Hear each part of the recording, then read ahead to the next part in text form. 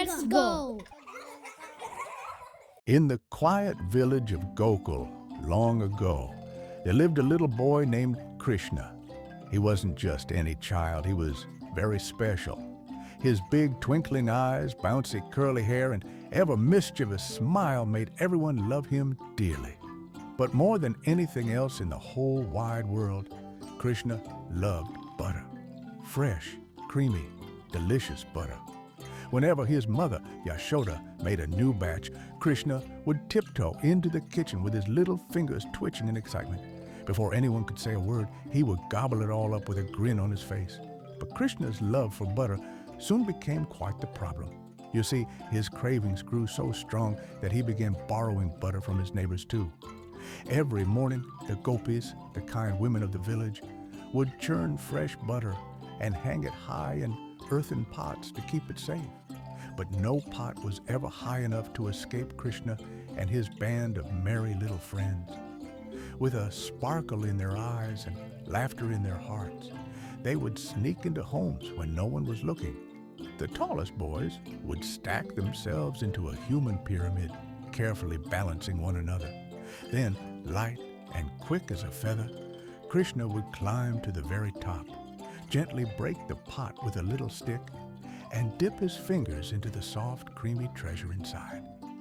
Together, the boys would giggle and munch on the butter as it dripped down their chins. It was their favorite game, but the gopis weren't pleased. Day after day, they discovered their butter pots mysteriously empty, and there Krishna would be, his hands and cheeks smeared with butter. They marched to Yashoda's house, their voices full of frustration.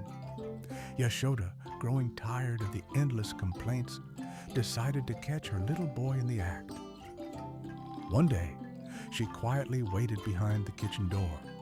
Krishna tiptoed in, thinking no one was watching, and just as he filled his mouth with butter, Yashoda reached out and gently grabbed his ear.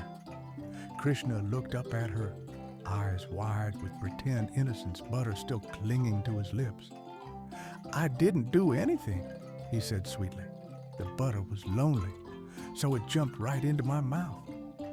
Yashoda tried to stay angry, but one look at his buttery little face, and she couldn't help but laugh. The gopis, who had followed to see him scolded, burst into laughter too. "He's too cute to punish," they said. From that day on, the gopis stopped being angry. Instead, they began leaving a little extra butter out just for Krishna. Let him take it happily, they said, instead of stealing it. And Krishna? He kept enjoying his butter with great delight, only now he didn't have to sneak. And so the village of Gokul was filled with giggles, butter, and the joy of a mischievous boy with a heart full of love. Because sometimes a little mischief, when shared with kindness and laughter, can make the world a much sweeter place. The end.